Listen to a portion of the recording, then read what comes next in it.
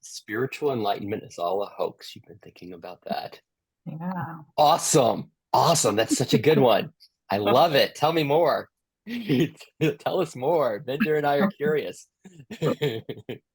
Well, uh, so my parts have lots of different ways they try to make things okay. And the only thing I can really do is learn how to be in the present moment. And the minute I start seeking enlightenment, I've stopped being present in the moment.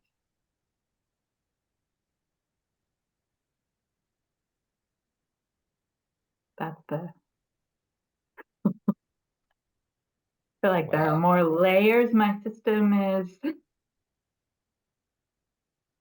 exploring with that, but in a nutshell. Well, I just think that's wrong.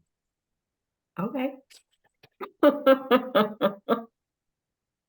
Isn't it funny? Like, how do our parts respond to that? Isn't it funny? If I had a part that it's like I don't even have a part that says that, but like as Jessica says that spiritual enlightenment is just a hoax, and then as she says how it plays in her system, like how our parts respond to that?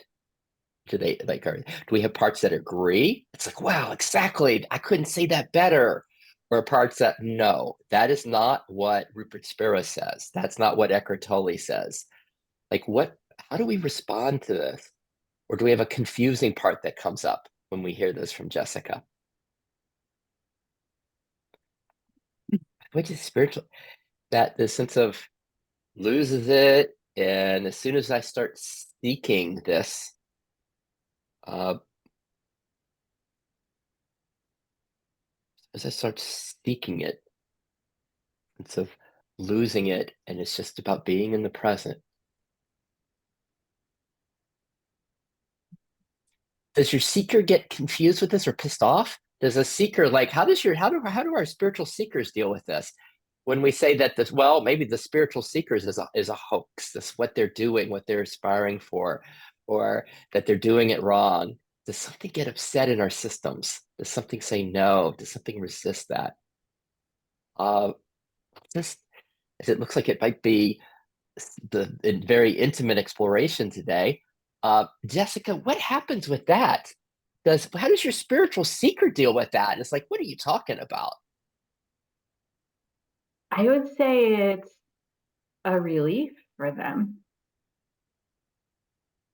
that it's just one way my parts have been striving that they don't need to.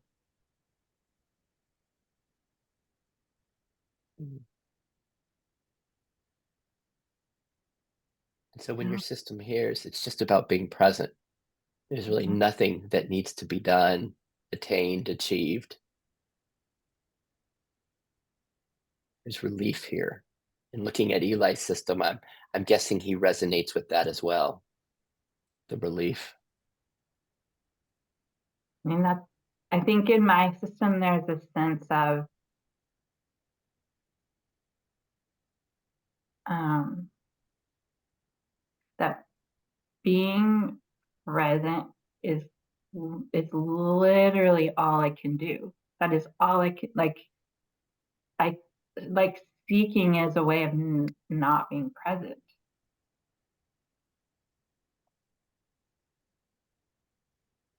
I feel like there's something I do have a part that's like doesn't want to say seeking is bad or wrong and that it's okay to reach out for resources and tools and things that we don't have. Like I feel like I want to be careful.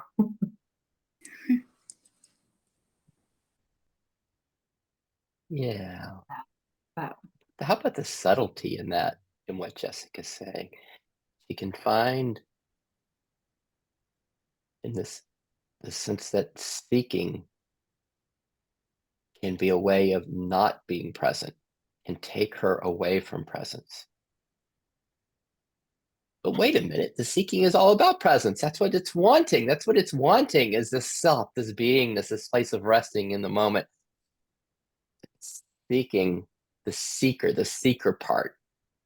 We all know the seeker part, this one that's seeking. Oh, maybe Eli's like, no, I don't know that one. The seeker part. It's like as we and where does this one, where does it show up? How do we know it? Where do you feel the seeker part? And like when it comes to this, and I threw out all these thoughts in that email to you guys, and what we usually do here when you think about coming into this exploration today. What is your seeker want from today? What does the seeker want? Oh, more clarity. Oh, it wants to connect in the beingness with everyone. It wants peace. What does the seeker want?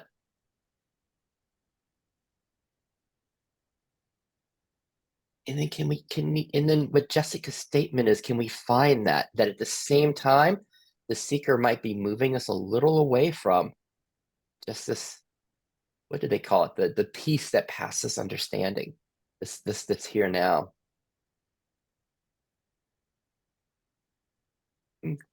This is fun. We got a great theme, Jessica.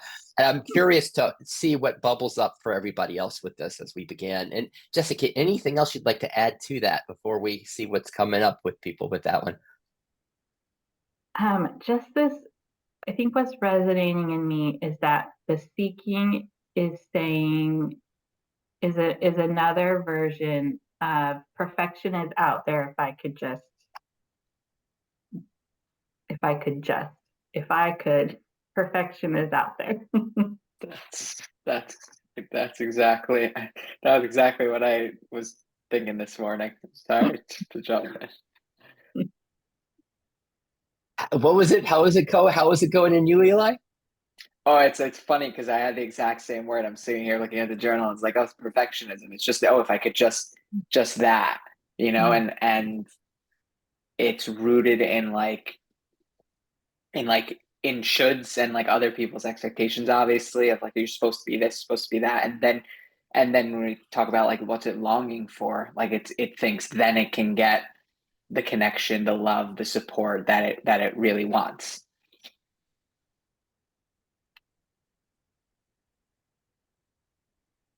How about that?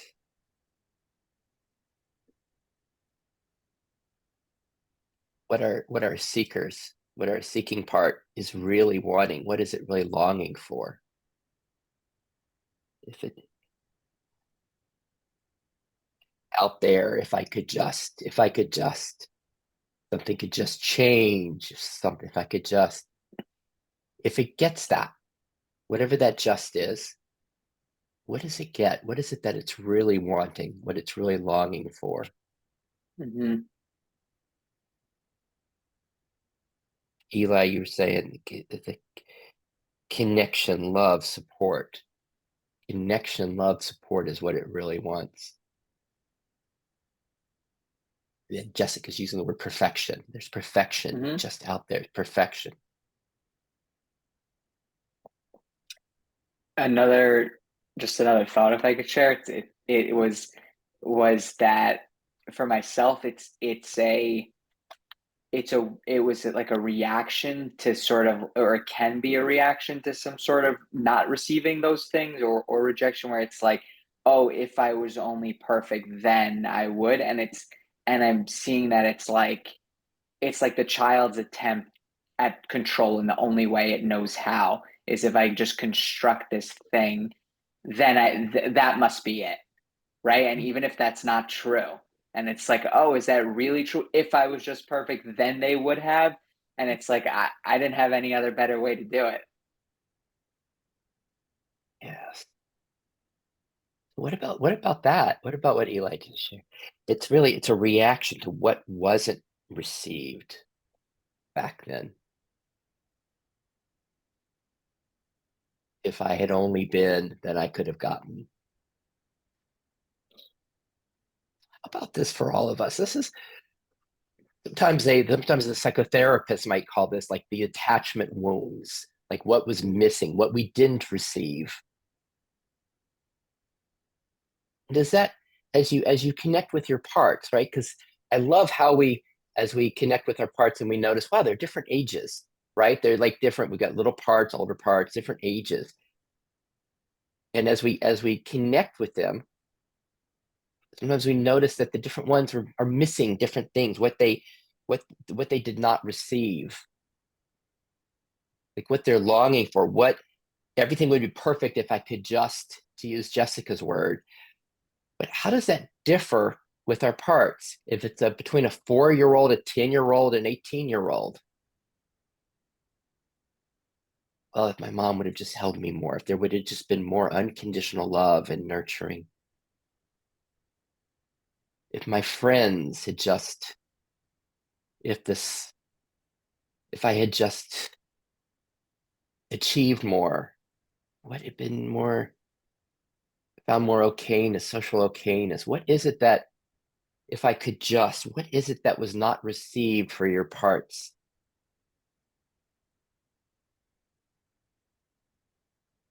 Eli, you mentioned in connection, love, support as general ones, as far as what was being longed for. What's it for each of us?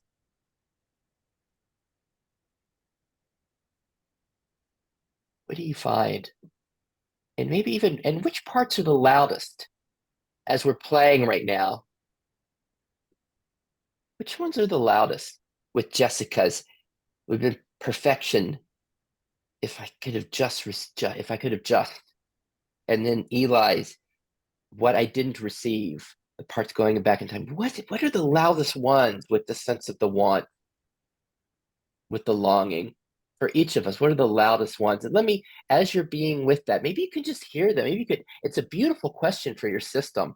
It's like, what is it that is missing? What is it that the parts, like they really just want this? They just want to be seen. They just want acceptance. They just want relief. They want peace. They want love.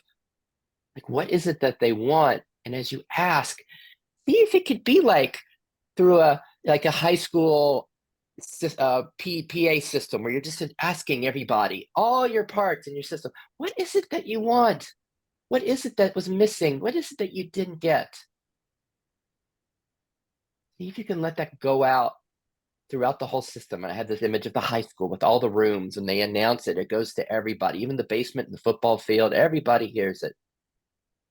And then what are the loudest responses in you? And when you're being with it, let me just do in the background my little housekeeping that I'm not a psychotherapist. I'm a mediator, and this isn't the IFS of psychotherapy. It's friends and colleagues exploring. If everybody's good, being responsible for their own journeys, if I could get a thumbs up.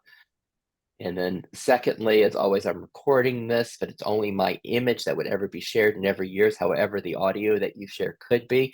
If any point there's discomfort with that, please let me know. I'll make you a co-host and you can click pause. Or at the end, you discover like, oh, I didn't want that. I don't want that to be heard. Just let me know and I'll go delete, delete, delete. Everybody's good that this might be shared. If you give me a thumbs up, please. All right, let's see what came up. What came up? What were the loudest parts? And we're on Eli. Do you want to? Was there anything else that came up for you when you kind of opened it up to the system, Eli, as far as what's being longed for?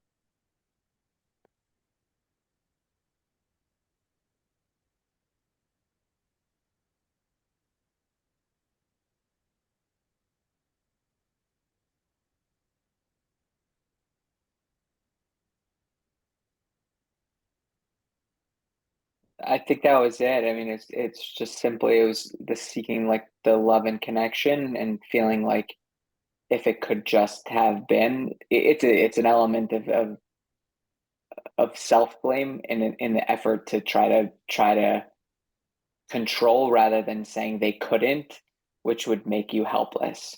So it's kind of yeah. So see, I mean, and saying that, I just mean to bring out the fact that it was innocently trying, like it's completely innocent, and its attempt to just say like, maybe we can do this. Maybe this will make us feel better. Yeah.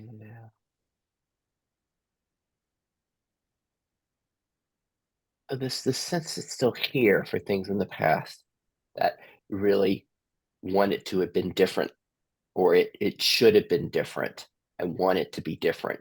Perhaps it's not okay the way that it was. Would it go there? Like it's not okay what happened. I needed. Is it like that? It's just not what we wanted. Yeah.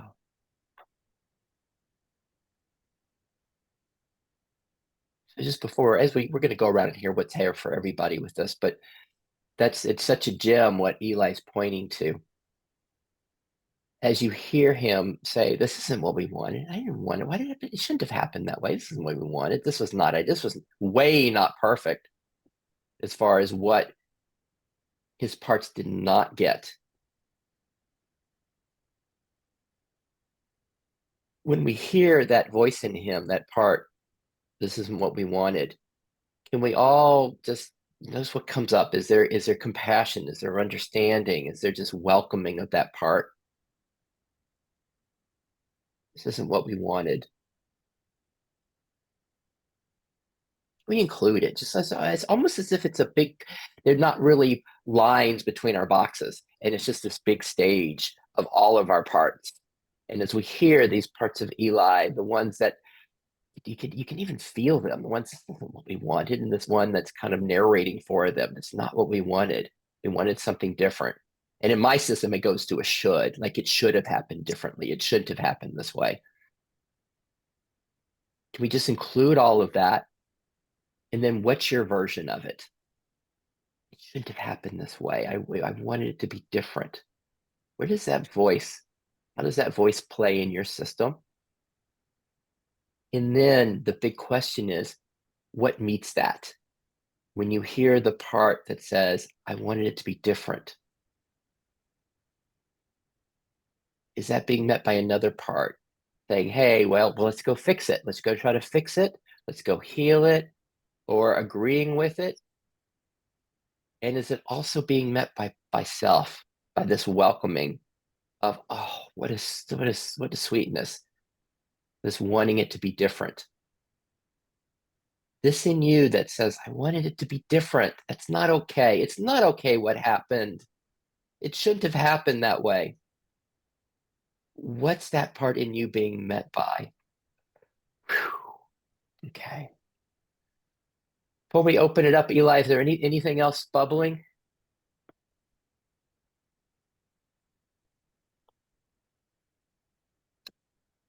Oh, what did you all hear?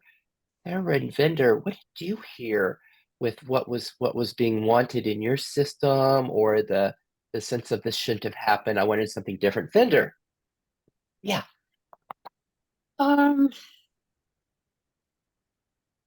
It's around a situation where I can relate what others are saying too. This spiritual seeker, because I'm going on a meditation, the seeker is to connect, wanting to connect with that self through this meditation program. I need to get approval from others for me to be going okay, my family, because I really value cooperation, collaboration with others. In the process, there's part I saying that I'm not being heard what my needs are right now. Because there's the shoulds, my granddaughter said, my birthday's coming up. You're gonna miss my birthday. I start to feel guilty. The guilt comes up.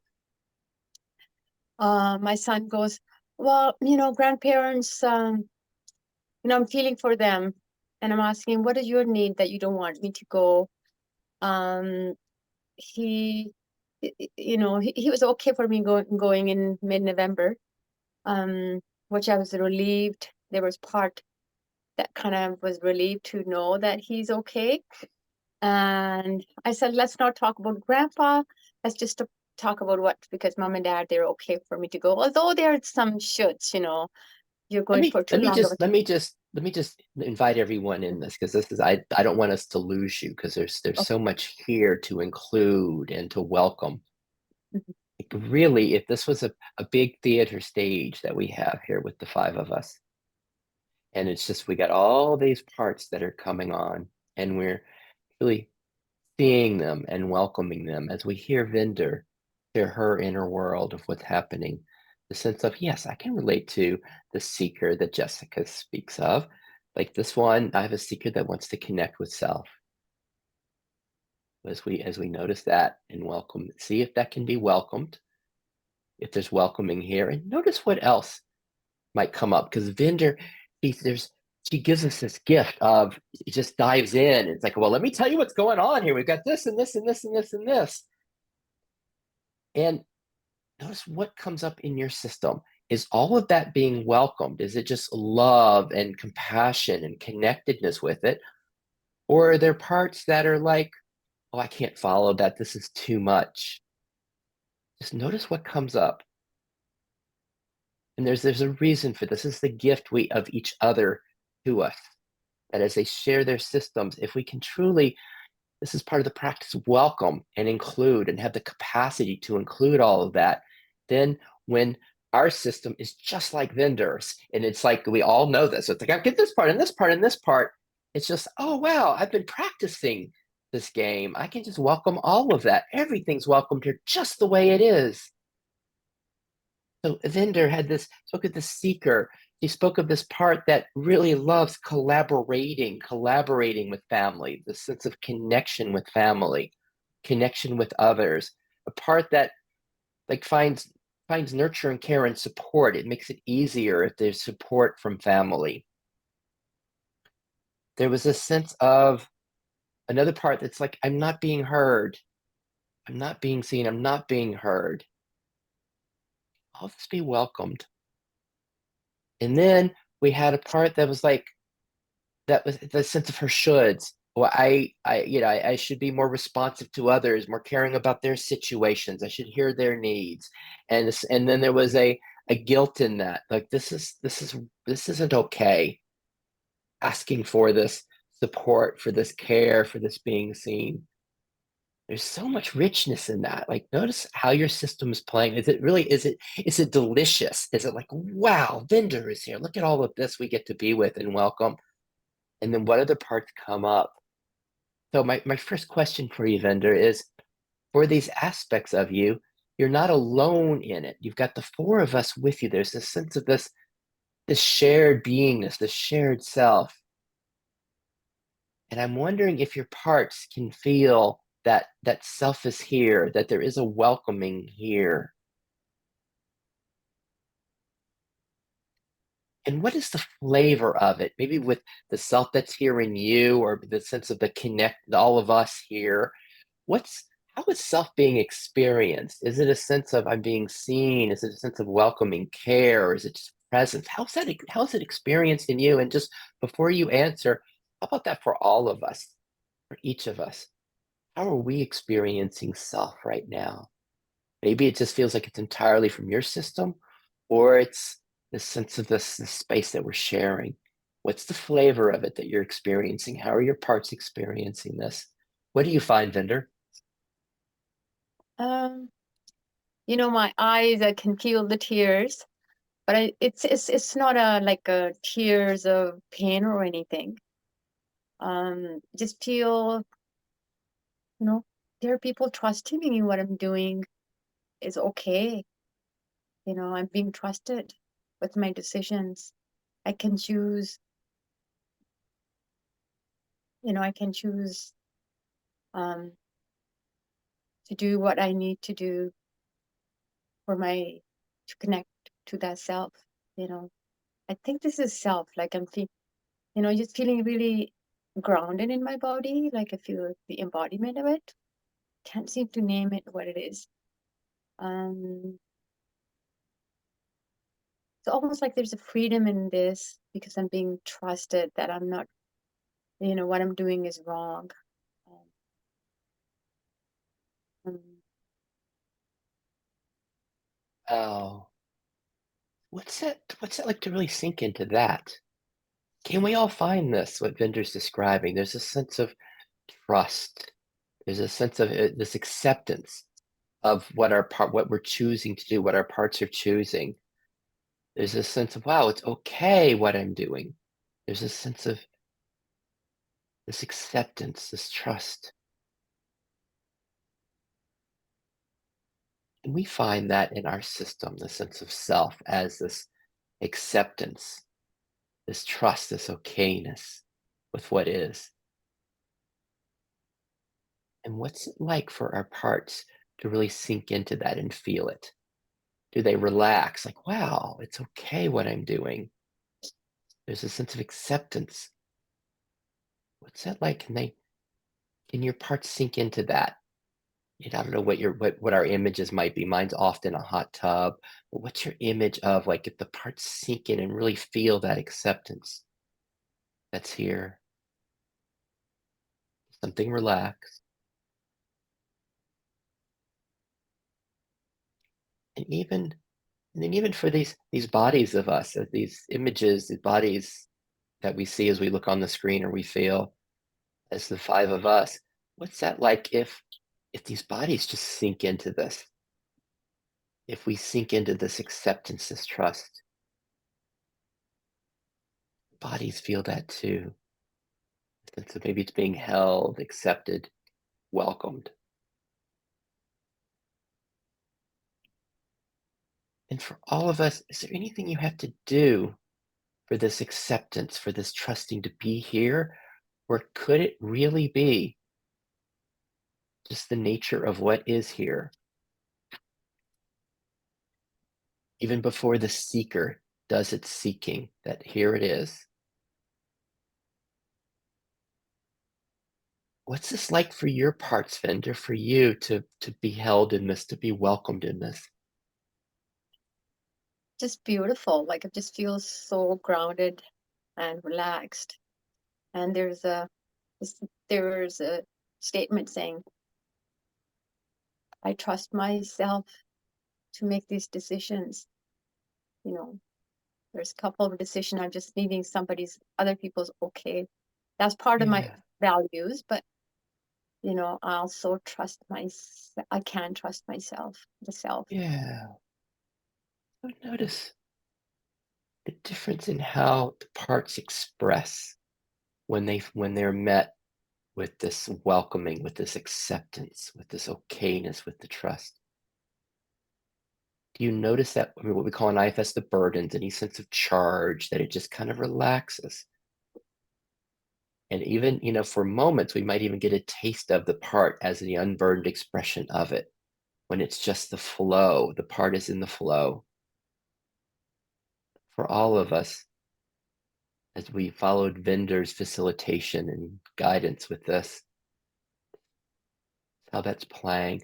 Vendor, I'd like to open this up to see if anything kind of arose for others on this. Any kind of final thoughts before I do that? My tears seem to be around, acceptance by the group. I think like it's just, Yeah. when you meet somebody, you get so excited. Like the excitement isn't there, but it's beyond expression. Like you don't say anything, but the tears just come out when you're Yes. happy. Beautiful. Thank you. Thank you. Isn't this nice how we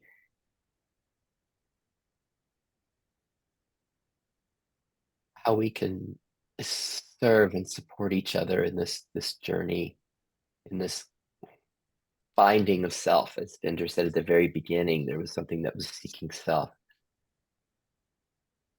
to know self, the gift we give to each other. How's this playing for us? Anything bubbling for Jessica, Eli, and Sarah with this, with what Vendor just shared?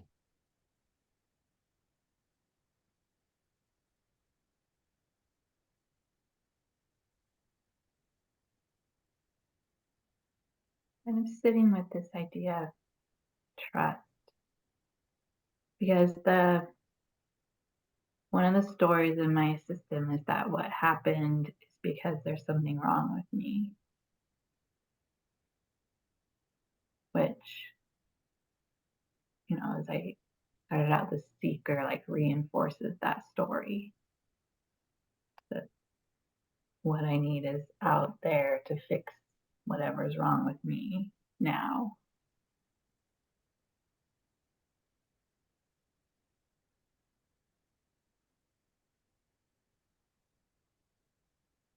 There's something about when Mander was talking about trust in ourselves and trust in others trusting us.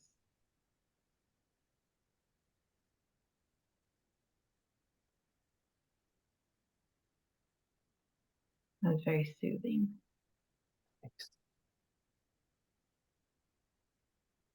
Like for this, the part that might hold this story, that what happened is because there's something wrong with me. We all have these parts. We all have these exiles, right?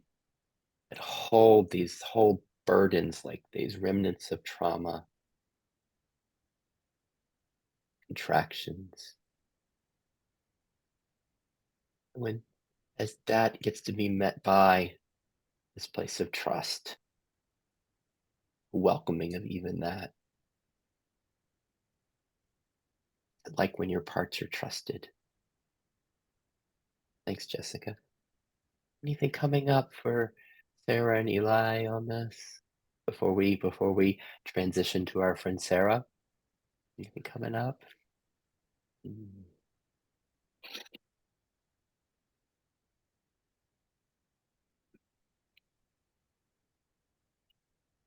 And before we go to Sarah, just notice again, how are you? We're half an hour in, and we got Eli for another 30 minutes, and it's like, what's how are you? What's here? How are you? What are your parts that arise? What's the foreground? How are you? Oh, I'm deeply touched by what Vendor shared. Sense of trusting, sense of welcoming, tenderness. I'm my understanding parts trying to make sense of all of this. My spiritual seeker still here thinking, okay, so how do we use this for our system? Like, what's coming here? Where there's maybe some physical discomfort, maybe some anxiety. I love that. My favorite character from this movie, Sarah and I love this Inside Out, is anxiety. I love anxiety. And maybe there's some anxiety here, a little bit of anxiety. Like, what's here now? Maybe there's some boredom. It's like, God, this is going so slow today. It's like, whatever's here, just to notice that in the foreground.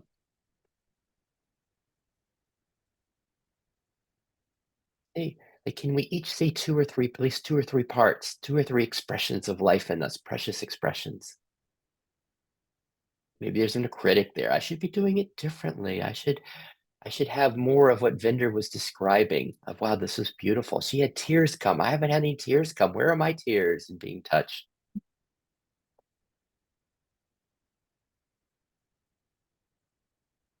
And so then what's all this being met by?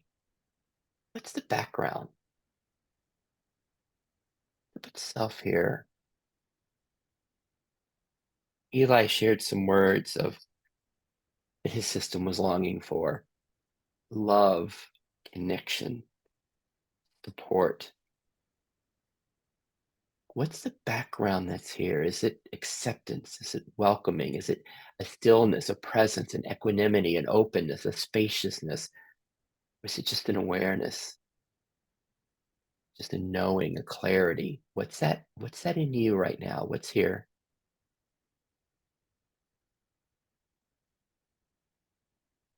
And then, are we aware of it? Are we aware of self? Or are we aware as self?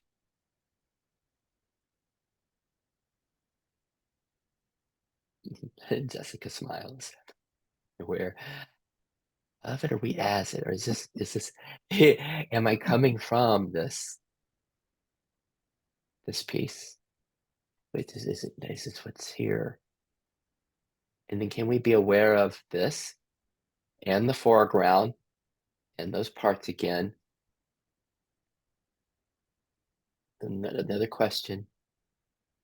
And as we are here, what do we hear from the parts? What is it that they're wanting? If we were to hear them, maybe, there maybe like 6 parts here right now in my system. It's like, what are they really wanting? Is there some kind of consensus? Like in Eli's system, there was this love, this connectedness, this support. What is it that your parts are really longing for? Sarah often has like way more parts. She's got a whole like football field of parts sometimes. And it's like that. It's like, what are they longing for? What is it that they're longing for? And can you feel it? Can you feel the longing or hear it, the longing?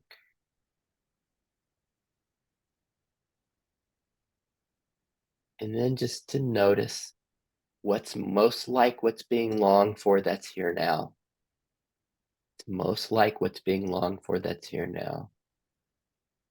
And is your system able to just kind of like, fall in a little bit, back up a little bit, like sink in to this that's being longed for? Maybe sink into the peace, the connectedness, the support, the love. Able to do that. And so how does it back up? Does it zoom out? Does it inquire? How does it do that if it wants to just fall back into that a little bit? All right, that was the teaser. That was the warm up for where we're about to go, which is to our friend Sarah. And by the way, before we go there, there's a whole single thing on YouTube now.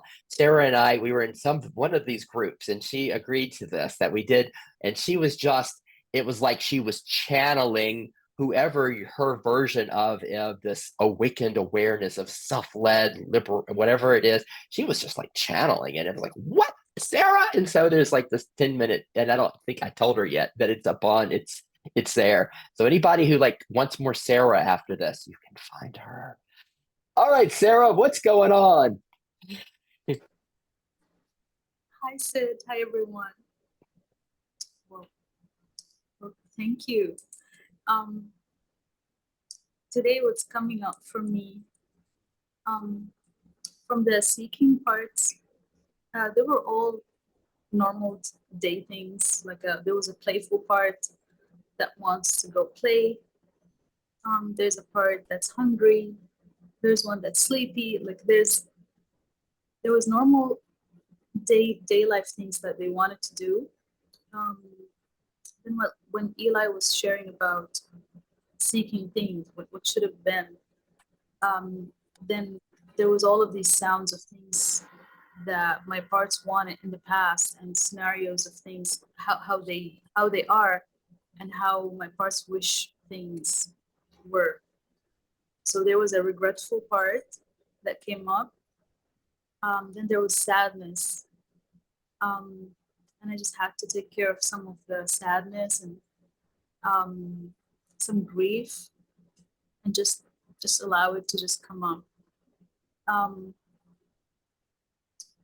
Then there was a part of me that was kind of annoyed about how Vinder was sharing what her parts are seeking, and that she needed to get everyone on board with her desire. And that brought up things in me about how there's a part of me, or many parts, that always wanted things and felt like, oh, I need to have everyone on board with what I desire. And it just brought up a lot of resentment from me. And I realized, oh, there's a part that wanted everyone to be happy, like a people pleaser part, or a codependent part. And once I let go of that, I started making people upset, but I was making my parts happy. I was just seeking my desires. I just had a part that was like, oh, just to hell with all of them. I'm doing whatever I want. I'm gonna do this, I'm gonna do that, and whoever gets upset, they can be upset, and to hell with them. And and some of my parts were later kind of guilty when people were upset, or kind of like wanted to still please them. But then there were other parts that were like, whatever, I don't care. They can be upset. I'm doing what I want to do for myself. And there's a sense of relief in knowing that, oh, I can put myself first. And I realized, oh, when I honor other people's feelings, I'm betraying myself. I'm betraying my parts. So there was a betrayed part that came up about all the things that I wanted to do that I didn't do because I honored someone else's wishes, or someone else's feelings. And there was parts that were happy that I honored them in situations where I put them first. I upset other people, but I put myself first, and my parts were happy, and they trusted me more. That, oh, she will listen to us, and she will do what we need. We don't have to be worried, because I realized most of the anxiety was coming up about my parts worrying that they can't trust me to take care of them because I'm taking care of other people, putting other people first. Um, and it just, like, I had a lot of situations coming up on my mind. Like, I just felt my system get overwhelmed with all of these voices of things that I should have done for me that I didn't do. And then there was the part that, you know, Jessica brought up, the what's wrong with me part. It's like a shameful part that feels like something is wrong with it and something's wrong with me. And I had to be with that for a moment and comfort it for a little bit that, oh, nothing's wrong with you. You're just lovely just the way you are. You're perfect. And that brought up emotions in my system. It brought up all of the times when I heard that what is wrong with you, what is wrong with me. And I love that, Sid, you brought that up, because I remember that talk that I shared with you the other day. It was about this, the what is wrong, the what is wrong with you. Nothing is wrong with you. And yeah, that was comforting for that part. Nothing is wrong with you. And I have to check in with that part a lot and comfort it that, oh, nothing is wrong with you. And the more I comfort it, it brings up a lot of things from the past. And I realize, oh, there's a lot of burdens that are not mine, just projections from others on me that I internalized. And now I have this shameful part that is holding a lot of shame, but it's not mine, it's someone else's. And it's comforting to know that, oh, this is not mine, it's someone else's. And there's a sense of relief there. And I feel just so much compassion for my part that feels this shame. And I'm just so sorry for that part. Like, I'm just so sorry I put you through these things. You didn't deserve that. And yeah, that's where I am today. And my playful part keeps popping up. Like, I want to go play. I want to play. I don't want to be here. Like, I keep hearing it. I don't want to be here. I want to go play. And I have to just, like, give it some care. Like, we will play, but just in a few more minutes. You just hang in there. And yeah, there's that seeking of play. Um, and I realized that part is so persistent because sometimes I ignored it. So it feels like when I honor its desire for play, it's going to be this one time. Then you're gonna go months being serious, and you won't allow us to play. But I have to just comfort it, like, no, we will play, and you'll be fine. You don't have to persist.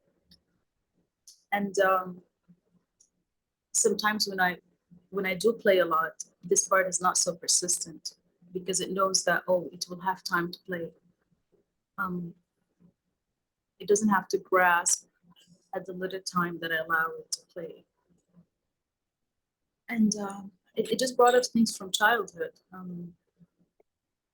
And now I know, like, oh, this is about the times in the past when I wanted to play and I didn't get to play. I had to study and do homework and do things, and I had chores. I had to do other things. I didn't honor my desire for play. So now it's like a whole lot of play that wants to come now and just wants to express and just wants to be playful. And yeah, this is what's coming out from me. Like just honoring that desire for play. How about that? Because that this part, it's like, God, it's we betrayed this part in the past. We didn't honor it. We neglected it. And it just keeps coming up. It's like, hey, but what about me now? Oh, why are we sitting? Why are we doing some IFS group? We could be out playing. And then, what about that? Can we all find this longing for play? And maybe you have a different word for it. Like, maybe it's flow. Maybe it's ease. Maybe it's this play, creativity, creative expression, like movement, dance, singing. It's like a lightness of being, play. What's that in your system? What Sarah's pointing to? This longing for play. If we can find the longing, like Sarah's, it's really strong as she's describing it. Like, I don't want to be here. I want to be out playing. If you can feel it, if you can feel that part that's longing for this lightness, this ease, this flow, this joy, the joy, we can feel it. And then what's most like that which is here now? Play, joy, ease, flow. Really, can we find it? What can you find? What can you find that's here? Like, does that part need to go out? Do we need to go out there to find it through experience and being with a really fun person or going to a comedy or playing with our dog? What's most like what's being longed for? That's here. Just see. Maybe for the next 10 minutes as we kind of see how this played for everybody, as we talk about what Sarah shared. Are we able to be? It's like this beingness is so cool. It's like all these different flavors of beingness. Can we really find play, lightness?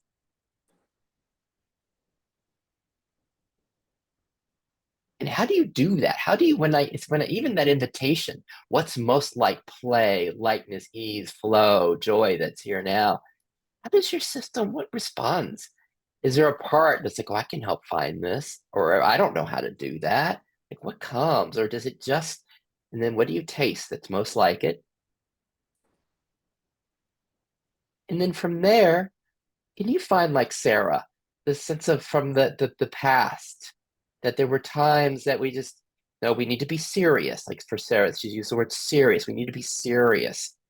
And there was a part of you that's, what about me? What about me? What about the creativity? What about the joy? What about the innocence that just wants to play and be here and express? And can you find that? Can you find parts in your history that were like that felt like they were being pushed down? Like, no, it's time to behave. You need to sit in class and do what you're told to do. You need to be a good boy, a good girl. And when we feel that part in Sarah and we find it in ourselves, what's it being met by? Is there a sense of being met by self, this love and appreciation of it and seeing its innocence? Like, can we see the innocence of that part in us, the parts? Maybe the really young parts just wanted to play, just wanted to be themselves, just wanted to be themselves and express, like Vinder was describing, the sense of trust and okayness with who we are. And do you have other parts that come up and say, but no, there's reality. You were in school, you needed to do this, or you had work to do. And we hear those parts, that kind of the realistic parts, or whatever, the parts that were like more serious parts. And then, let me delete that and take back realistic and say like serious parts. Can we see the innocence of the serious parts that just they were doing their very best? And then can we also feel these parts, these young parts that just wanted to express, be creative, be themselves, say what was there, be authentic and honest and share and play?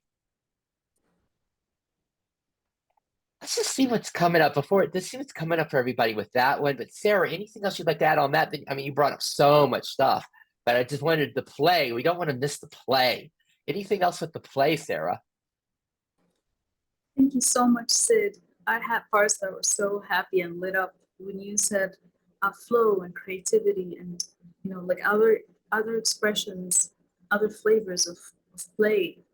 And they were just so happy about that. And they're like, yes, we want to do this. Yes, we want that. And thank you so much. Awesome. Anything for this play theme? Anything from Jessica, Eli, and Vinder on this one?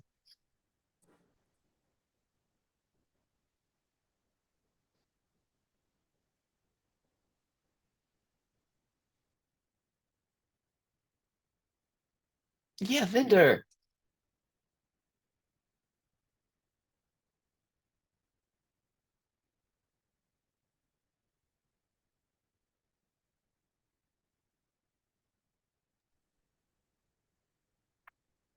This is a really hard one. The play part for me, it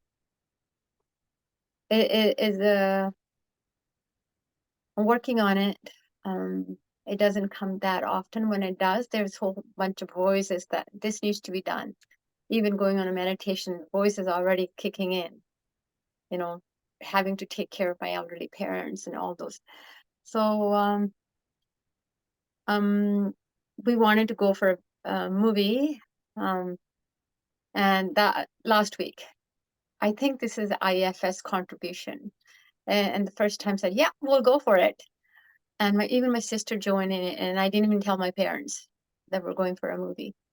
So there's a progress. That play part is kind of peeking in slowly. The movie didn't happen. It didn't happen because the tickets were sold out. So, what's this like? What you're saying, Vinder? There's lots of things going on. I got to care for my parents. I got to do this. Lots of serious stuff that's here. That part, they're just parts, right? They're all just parts that are like, we have these, we need to take care of our parents. We need to take care of others. We need to get this done and that done. We all know this, right? Can we all find that? Maybe there's a little tension there, and there those parts, and then there's the play, and in your system, it was like, hey, let's go to a movie. Hey, everybody, let's take the whole family to a movie. That'd be really fun. Or it might be, let's do art, or let's go dance, or see. Let's put on a favorite song, and I want to sing, or I just want to. Maybe I'm singing in the shower, singing in the car. And another part would be like, God, you look so silly doing this. And can we find this? And I just have to share something. Um, I went to the School of Rock yesterday, and I was taking these like it's all just in fun. I had to go to this place called the School of Rock where you get your favorite songs and they may help you sing them better, right?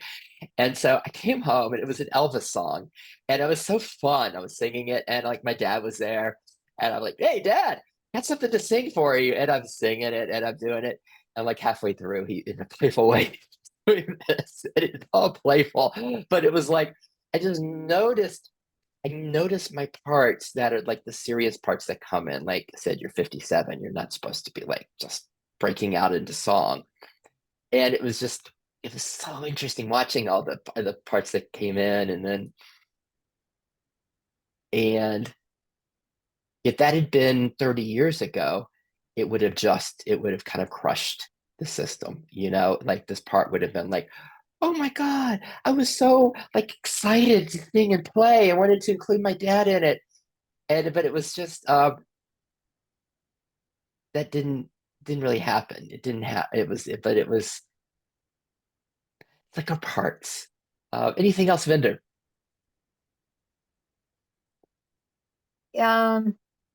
more work to be done on my resistance for play. Yeah, I'm feeling it here, the resistance.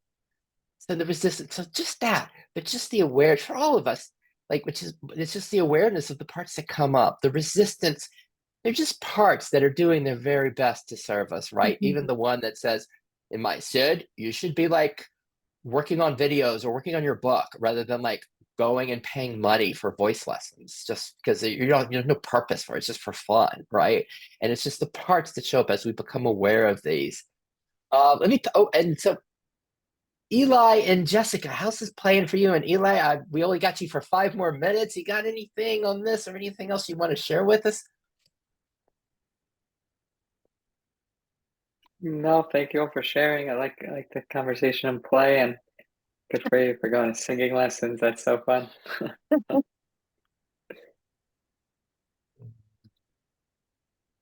Wow. The enjoyment, as we see this in Eli, the enjoyment of, wow, this play, talking about play, you can see it on his face, and it's just that. It's like as the invitation was to notice the beingness, the flavor of play, lightness, flow here. Thank you, Eli, for it's Thank almost you like we all. could, like in my system, I can even tune in. It's like it helps me. Like I forgot about that invitation until Eli just shared that way. It's like, oh, I forgot about that joy, that play. Um, Thank you. Jessica, anything there with play you'd like to share?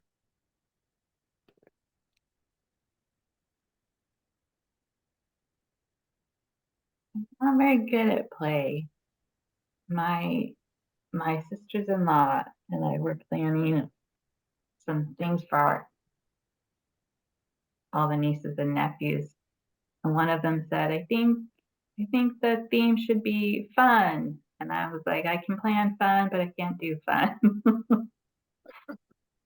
So I think it feels very vulnerable, feels like I can't be like hyper vigilant and have fun at the same time. And my system chooses hyper vigilant right now.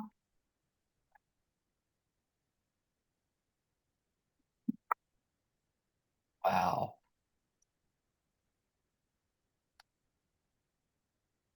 And what's our version of that? Can't be hyper vigilant and have fun at the same time. Can we feel the vulnerability of fun? The vulnerability of it. And maybe in order to really be fun, maybe you have to do what Eckhart Tolle's saying. You're in this now, like we're in the now. We're just here, fun, play. But how can we be vigilant? How can we even be hyper vigilant? Because we have like our systems, they're protectors. That's like we got to be careful, especially in some situations. You got to be careful. What's that like?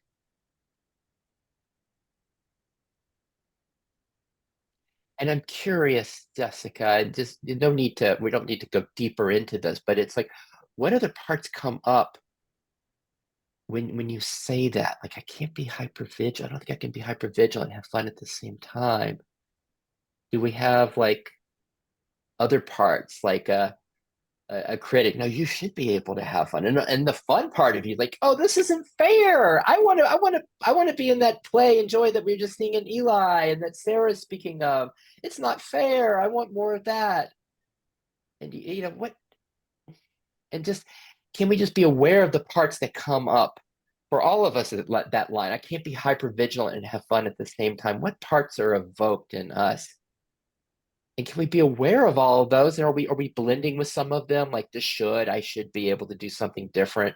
Do we blend with, or can we just be aware of them all? Anything else you'd like to share on that, Jessica? I think what comes up for me the most is the part that has a hard time with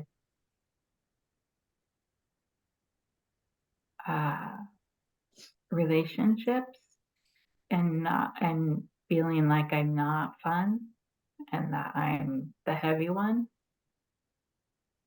Yeah. Mm-hmm.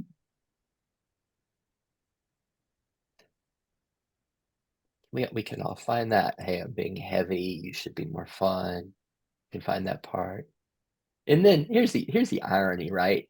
It's like when Jessica shows up in a group, I just get something in me gets so excited. It's just like and it's not a serious side of me at all. It's like it's this light, playful connection thing, and that's what's evoked here by my friend Jessica, and it's just, and I'm guessing we all can get a flavor of that in our experience of this. What have we as we experience Jessica? Thank you, Jessica.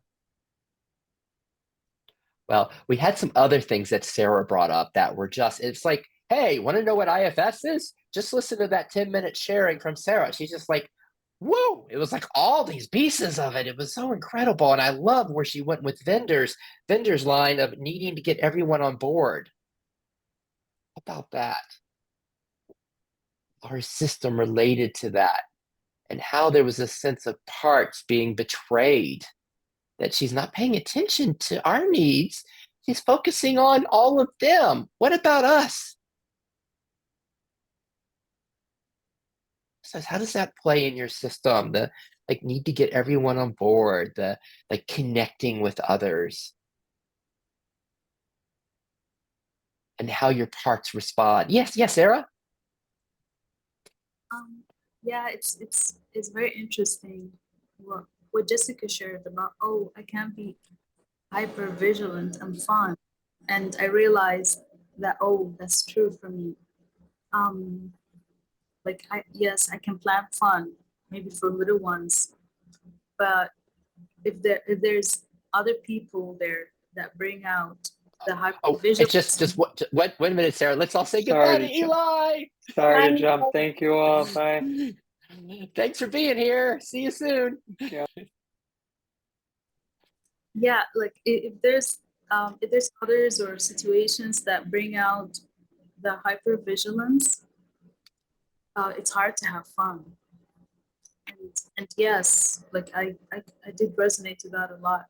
And there were parts of me that came up like, oh, if I have to people please, or if I have to be the responsible one for little ones, if I have to take care and just be mothering or caring, I can't have fun because I have to be the responsible one. I have to keep eye on the little ones, make sure they're safe, they're okay, they're having fun. Um, and so there's these parts that come up, and there's the fear of um, others not enjoying their time, or a little one getting lost or getting hurt, or whatever happens. So there's the part that's really worried about screwing up, because if like this thing gets screwed, then oh, you messed up because you were in charge of this. So there's that coming up, like oh, I can have fun with a group of people that bring out that in me, the hypervigilance. Yeah. The hypervigilance. Yeah. It's easier to have fun alone. There are parts that feel that way, and it's easier to have fun with maybe a best friend. Sharing something intimate with a best friend, but not with a group that brings out a lot of things, and activate a lot of parts for me. So there's that, and Wow. So wait, but how about that? I mean, that's really awesome to know that, right? Because there's such this longing to have for fun in your system that you're describing. We all know this, right? The longing for fun. And it's so clear, like right now in Sarah's system, that it can be easier alone or just with one person, with a best friend, because she says that when she's with a group, it can activate parts that then we have to be responsive, the system is responsive to. And we can't be hyper vigilant. We can't be vigilant to those parts and have fun at the same time. Or there's some situations, just real life situations, the heaviness of responsibility, and they're very real. Like she describes with being with young ones, it's like I need to make sure they're safe, they're enjoying, and there's just a sense of responsibility. And just if we can like be aware of all of that, because we have these parts that want to have fun that feel neglected, that feel like, hey, you're not honoring me, you're not listening to me. But as we hear those, and then we're also aware of these other parts, the responsible one, and yes, and that we need to look after the young ones. And this is where it's really cool, this internal family systems, because at first there's a sense that the parts are all by themselves. right? And it's like this young one, this one that wants to play. It's like, you're just not giving me any attention. You don't care. But as that one can start to see that there are other parts here and there are other things, there's just something can relax as it sees, oh, Sarah needs to be the responsible one now. And there's not really, she can't let a lot of play out and still be responsible for the safety of these young ones. As we see that. And then lastly, which I'm guessing has happened, it's happening in all of our systems. And the vendor even spoke specifically to it. She said, yes, IFS, I think, has been helpful in this. And like even the sense of focusing on going to the movie and like bringing that up, that sense of play and going to the movie, that the hypervigilance that our protectors feel, right? It's as we play this game, as there's a sense of, as our healing occurs, there's a sense of being aware of these parts,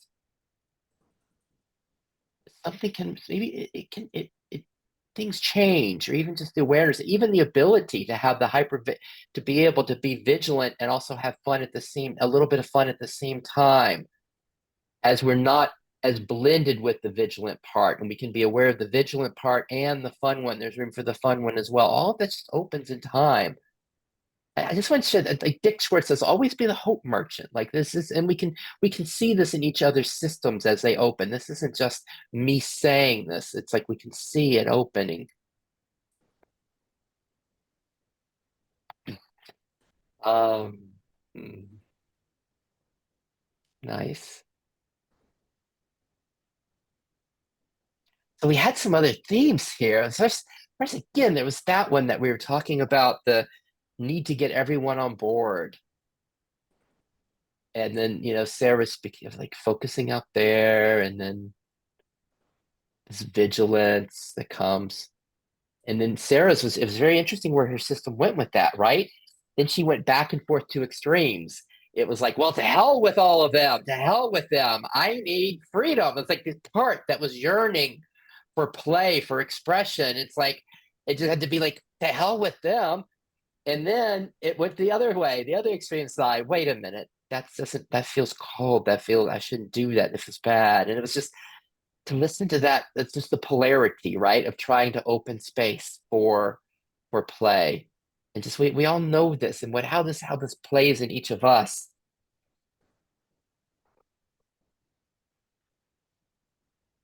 And then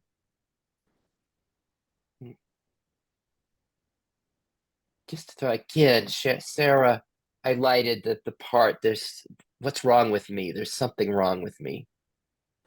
And she spoke of that part in her system.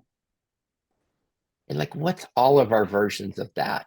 I mean, gosh, I got those. If I ask, okay, exiles, who believes that statement? There's something wrong with me. We're not going there. We don't go there. We don't want to. We're not going to the underworld. This place, the basement. A new word.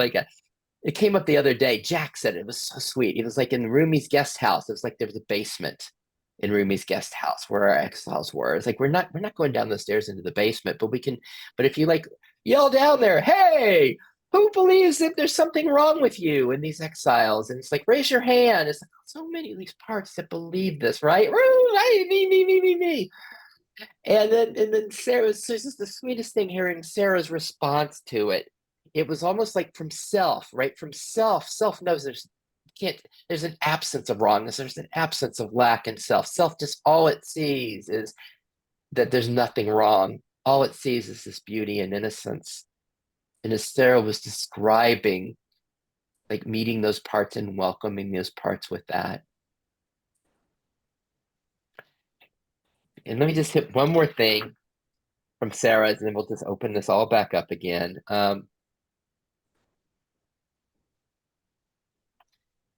What other thing was she saying? Like there was a sense of, in looking back into the past, of what the parts didn't get.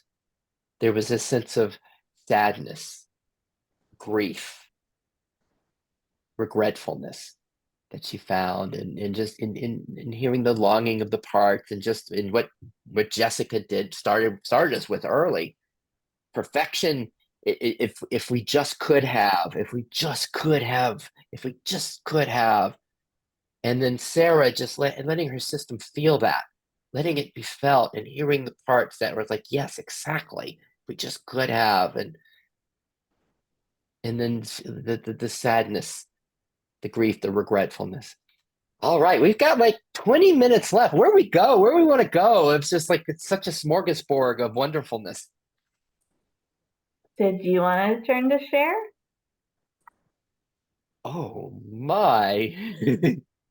Thank you, Jessica. I'd love to. It's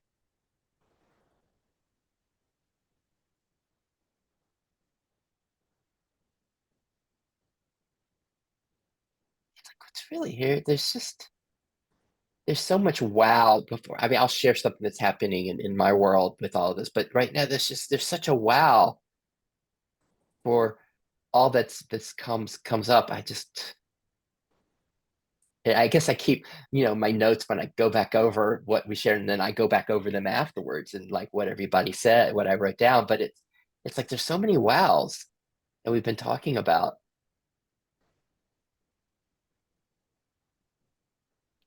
And I love getting to share about my music. It's really been fun because it does feel vulnerable, right? Because I miss pitches, right? I can't, it's like I'm singing and the music station's like, yeah, and like it's really fun.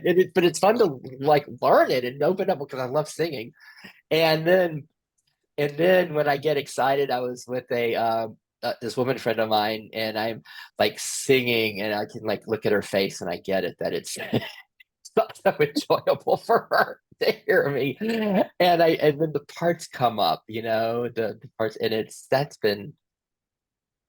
And then I want to share that playing this game that we've been doing in the group of like opening to each other's parts, this idea of they're not lines between our boxes. It's in Antonio shared this the other day, this sense of it's really stretching. It feels very stretching for him to to to be with all these parts in the theater of self. It's like, because we know self isn't just our box, our self, right? It's just self is just like this shared sense, right? But the idea of like welcoming all of these parts, it's a real stretch here. It's a real workout in my system. And it's been amazing because I was with this woman friend. We spent 2 days together, and at one point, she was really upset with me, and she had all these parts that were triggered, and I was able to just do this roomie's guest house thing, and it was like there was all of her parts were here, and then my parts were here, and the parts that was like, this isn't fair, I'm not being seen, I want to be heard differently, or gosh, I'm so sad to lose that the connection isn't here that I wanted. Like all of that was here for me, and then her parts was here, and it really was. I mean, I'm calling this like the celebration view, right? The birthday party for the parts, and it was able to do it because I was telling this friend of mine that like the highlight of my days are these groups. And we were like, because it is that, because the system, it's like my role to be open to everybody's and to be the space to hold celebrate everybody's parts, right? And it's such a beautiful place to be in. It's such a beautiful space. It's hard, but it's such an amazing space. And well, I'm going to go back to this, but I have this. Some of you guys met her, my friend Amara. She was on the Zoom a couple days ago, and I shared a cartoon with her, which was so funny. It was like, it showed two pictures. It was a picture of like someone facilitating others, and it was like, and then it was a picture of like that person like in their own lives with their family doing this. And it was like, it's like anxiety from, the inside out. And I love those two images. And Amara was like, she's giving me such a hard time. It's like, Sid, I came to your group. I see what you can do. You can hold the space for 8 people. You can celebrate all of their parts. But what happens? Like I told you guys, I'm living with my parents right now, supporting them in Memphis for a few months. And it's like, what? But it's like, and I get really stressed. And it's like, well, why can't you bring what you do to the group to them, right? And what was super cool was in being with this woman friend, it was the same. It was that. And it was like the joy that I find in being in the group. I was experiencing that joy in being with her in this, even when she was saying these things that might be heard as really mean to parts, and it was just, it was all included. And there was such love here in welcoming it all. But at the same time, there was an honoring of my parts. I would speak for them. Yeah, this part gets touched, and this part would have much rather if you had said that differently in a different way. And it's so sad. There's a part that's really sad about and wants more connection. And it was all here. It was so great. And that was the highlight of the last couple days. Funny, the highlight of the last couple days was this like hour when she was really mad at me. How's that? Anything come up?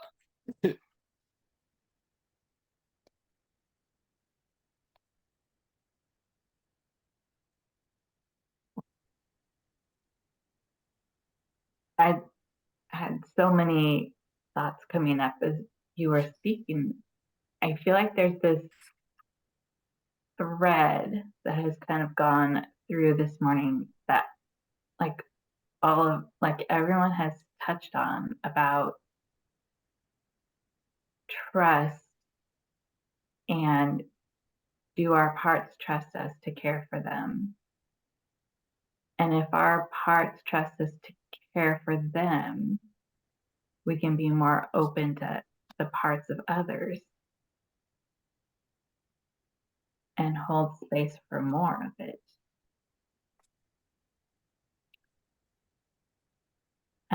And because what I was noticing and then kind of listening for as you were speaking was,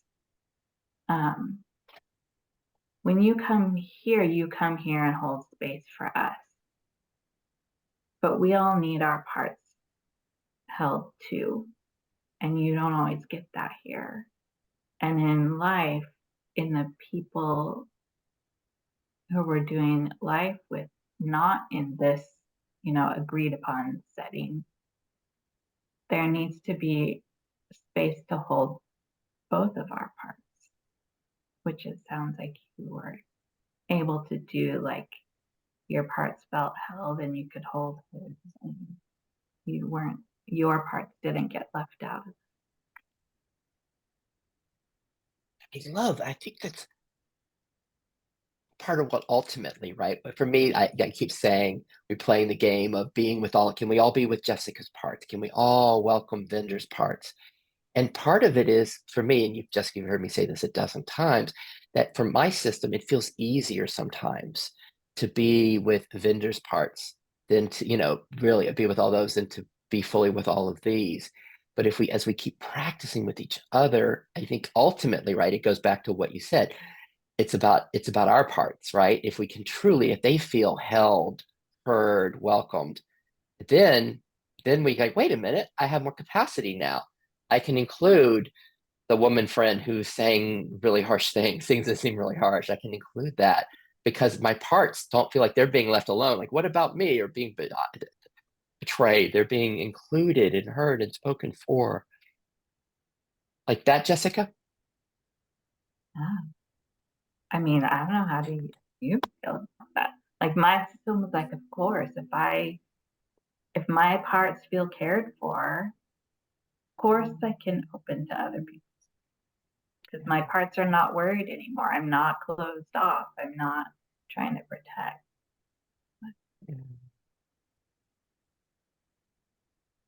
But there's, I just want you to be so careful in this, is like not to have a spiritual achiever come, because I have one that does this. It's like, okay, now it's time to really be there, to include others and be intimate with them and let them in and do all of that. Like I love Sarah's like, no.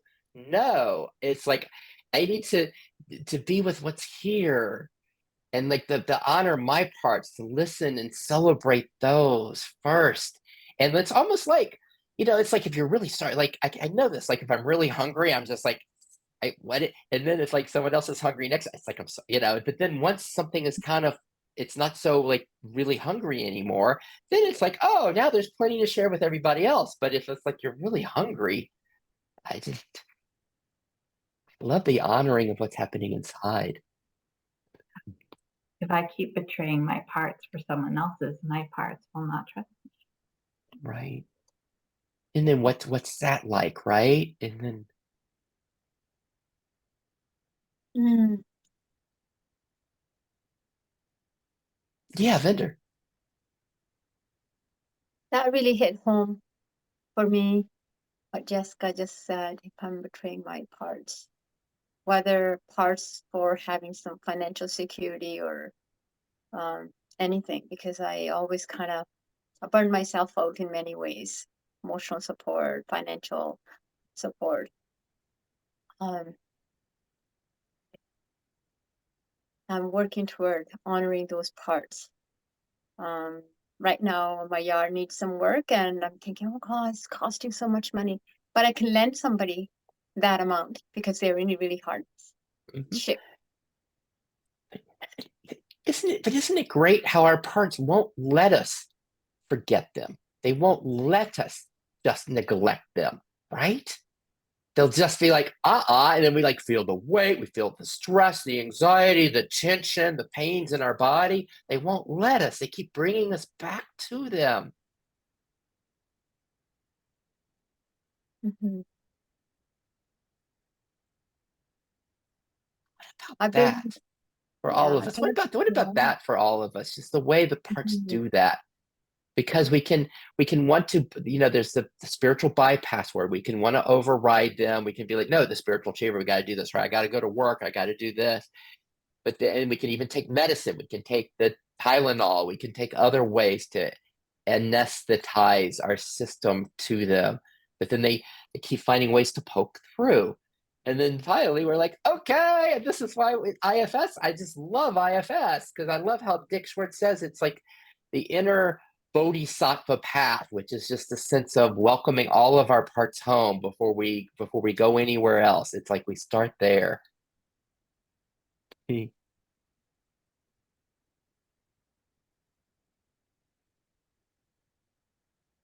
Anything else, Fender? mm, just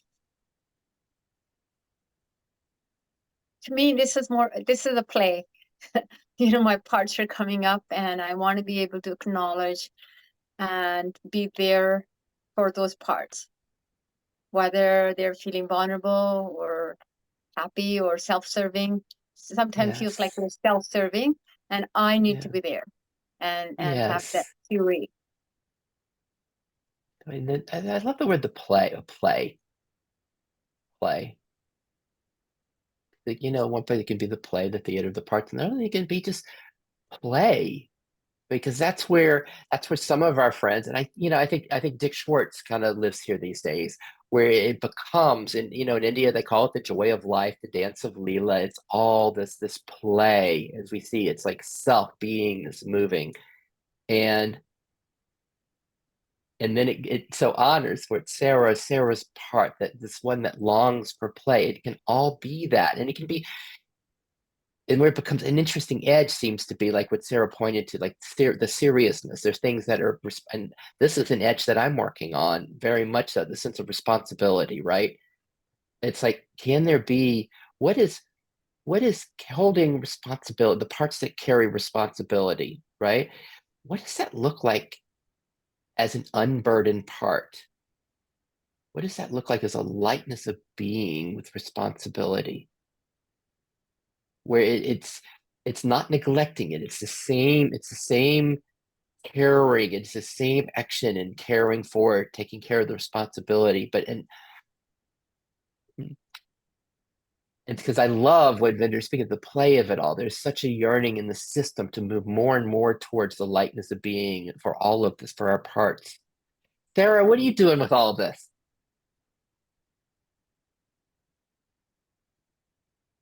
Yes, thank you, Sid. I had two parts come up about responsibility, about it's coming from a place of honoring my parts, my wishes, then they feel like they've been giving, they've been serving, they've been supporting. But when it comes from a place of betraying my parts, it feels like a sacrifice more than a responsibility. Um, so responsibility can feel good and it can feel bad. When it feels good, it feels like supporting, giving. When it feels bad, it feels like sacrifice, betrayal.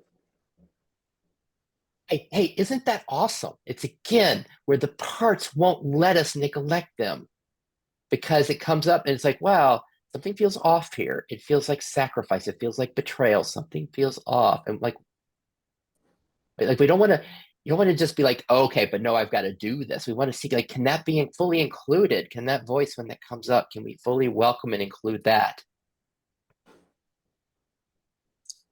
Yes, it's like a nagging feeling. When there's betrayal, like there's a nagging feeling of all these parts are nagging me that, oh, I betrayed them. You put someone else's desire above me. Um, while on the other side, if I'm honoring myself and I'm being responsible in a way that honors my parts, they feel good. There's sense of pride, joy. Yes. So what about this? What Sarah's pointing to in part says, like, you're betraying, this is being betrayed, you're not honoring me. Can we find different degrees of that?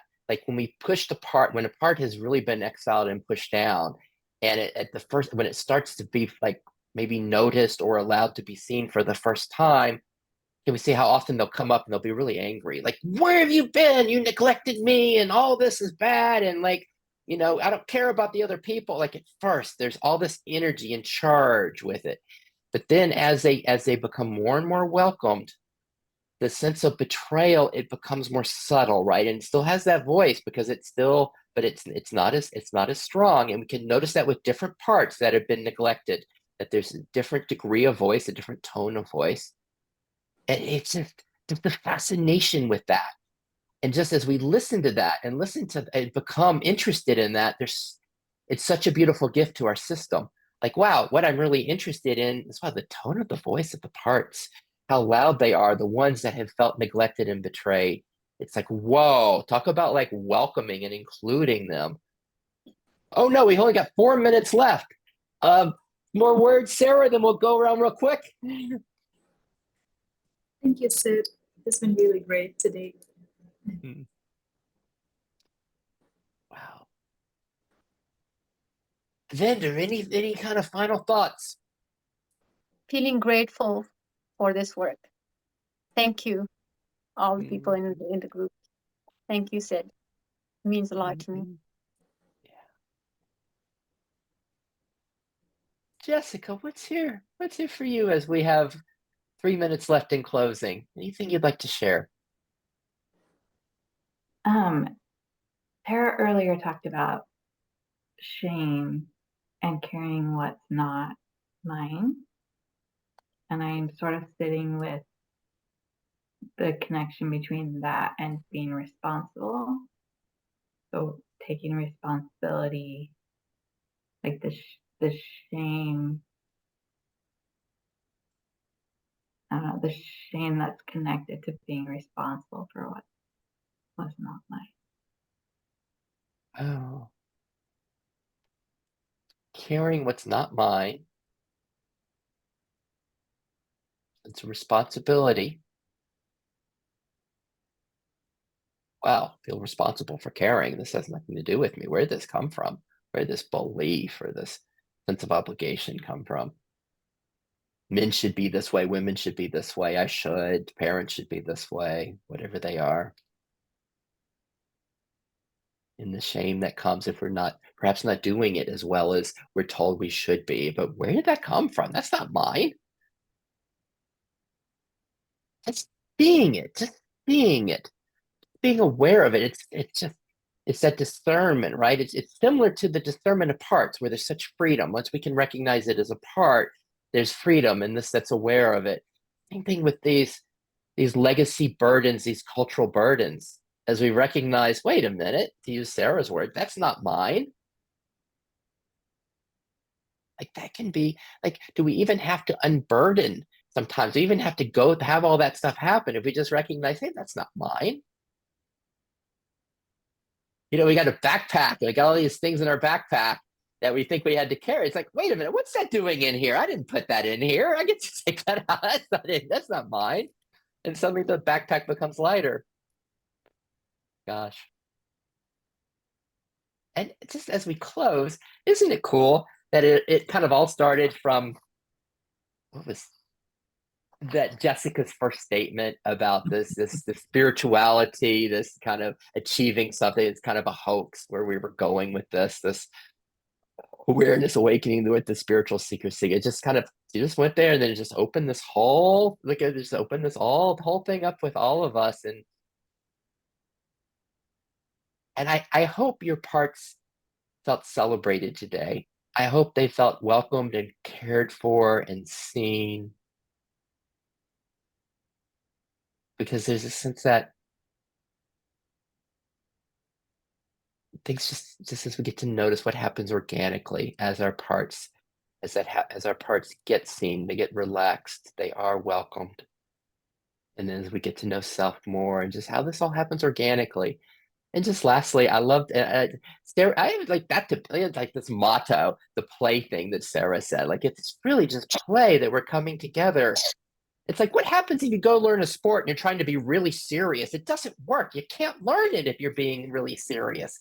But if you're playing, then it learns. And so there's a sense of just what we've been doing today. What Jessica has been leading us even in, even though she says, "Oh, play is difficult," play. What she's been, I would say, she's just even kind of leading us in today, and just thank you so much. Sarah has a final. She has our grand finale for us. Yeah, I just wanted to agree with Jessica about how it's nice to have a sense of what's happening in your system as well, Sid, and to hold space for your parts as well. Yeah, that I really like that idea. It was nice to hear some of it today. Oh, Sarah, will you help me? Will you remind me, because I have something that feels like I don't want to be, I don't want to be Sid focused, and I don't want to be self-indulgent with this, and it's like, so there's a little bit of resistance that comes, and I love it. I love feeling like more kind of, okay, it's my square now, and what's here for Sid? I love doing, but there's something that doesn't do it naturally. If you ever think of it, if you'll remind me, and it's like, okay, what about Sid? That would be great. Yeah, I would love to do that. Thank you. Wow, I love today so much. Thank you guys, and Thank you. Thank you, see you Sid. later. Thank you, everyone. Take care. Bye. Um,